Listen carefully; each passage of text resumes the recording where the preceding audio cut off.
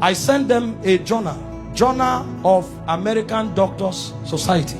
They did an investigation on the physical death of Jesus, and the conclusions they came out with. These are not Christians, these are scholars. They decided to study the physical death of Jesus. What they came up with, I only came with the pictures to show you, to give you an idea. Show me the picture where they tied him to the stick to scourge him. The way they did it was they carried a fat tree, planted it, and locked your hand so that you can't shake. That means when they are scourging you, you can't turn. And they stripped you naked when they scourged you. The cane they used to whip you, they attached bones and metals to it. So anytime they wipe you, it pulled off your skin. There were records that said they whipped somebody like that and the thing tore the intestine and things came out. Somebody else was scourged like that. The whole back was peeled off. They saw bones. That's how the thing enters. They whip you and tear your skin. So every time they wipe you, if they pull it, your skin comes out. So that when they finish beating you, because of the volume of fluid you will lose, you will die of taste. If you don't die of heart failure. This is scourging. And the Romans don't flog 39. It's the Jews that flog 39. The Romans flog until they are tired. So the people beating you, they will beat you until they faint. When they finish scourging you like this, if life remains in you, then mercy spoke for you. After they scourged him, they now took him trekking with the cross for close to 1 kilometer to Golgotha. He lost so much weight that short journey he fell 3 times. He couldn't walk, and nobody would give him anything to drink. Historian said when his face was wiped, blood stains crested the mark of his face on the handkerchief. Everywhere was bleeding. Can I show you the scripture that described this punishment? Isaiah 52 verse 14. When they finished beating Jesus, that alone would have been enough. See the way Isaiah 52 verse 14 described him after he was scourged. It said, just as many were appalled. You know the word appalled? The highest level irritation. When you saw him, you are like, what is this? You couldn't describe it. It said many were appalled at the sight of him. For so mad, you know the word mad? Disfigured. So disfigured was his appearance, like an object of horror. When he came out of the scourging, if you saw him, you thought he was an object of horror. And he said he no longer looked like a man. They literally disfigured him, and they didn't stop there. They now gave him the cross, carried it, and went to Golgotha. Then they began crucifixion. In crucifixion, they nail you at your wrist, because the idea was for you to hang there until you suffocate.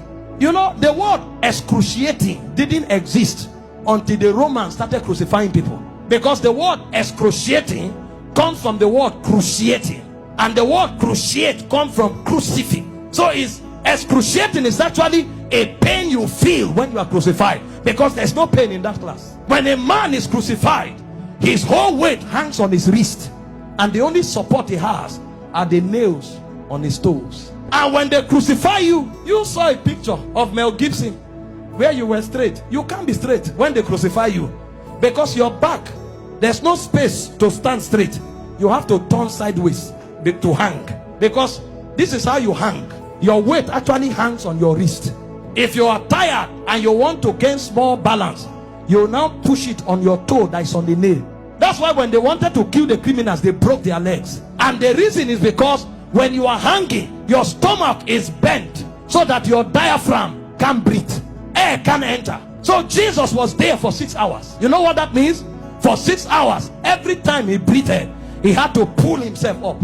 So he pulled himself on a nail up to breathe for 6 hours. He will pull up, breathe, go back, pull up for 6 hours. Remember, his back is already torn. So as he's pulling up, he's feeling pains on the wrist, his back is scrubbing on the cross, and his leg is feeling pain.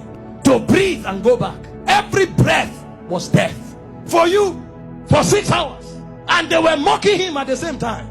So there was soulish torture, there was physical torture. As if that's not enough, he carried sin on him. So God was not connected to him at the time.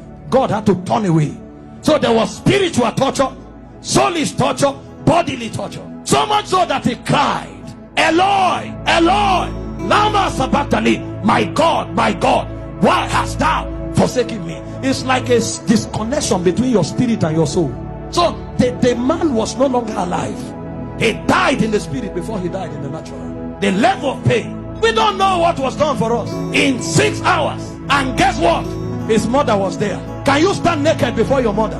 This is the man that the mother saw do wonders. How come? Imagine when he looked at their faces. See what you'll be interpreting. Some are saying, why? How come? Why can't you do anything today? Then the Jewish people were mocking. Physician, heal yourself. Fake prophet, I thought you said you had miracles. Why don't you come down? The thieves that were on the cross, one was mocking him. So from everywhere. Meanwhile, all the sicknesses on earth were on him on the cross. You have cancer, you say it's painful. He had cancer, diabetes, hepatitis, all that day at the zenith. Because he carried sickness, he carried sin, and he carried the reproach of God. You don't know the reproach of God until you go to hell. So for those 6 hours, he was in hellfire. Until a point came when the price was paid. He looked up and said, I'm thirsty. They gave him vinegar. He said, no, that's not what I'm looking for. I'm looking for the river that flows from the throne of God. I'm looking for that which satisfies indeed. When they didn't have it to offer, he said, it is finished. And he said, Father, unto you I commit my spirit. I commit. Because they couldn't kill him. They couldn't kill. No, you don't kill him. This commandment I've received from my Father. I have the power to lay down my life and to take it up. So he felt all those pains, keeping his life inside him. He had the choice to give up the ghost early. But if he gave up the ghost before the scourging, the sacrifice won't be complete. That's where it is more painful.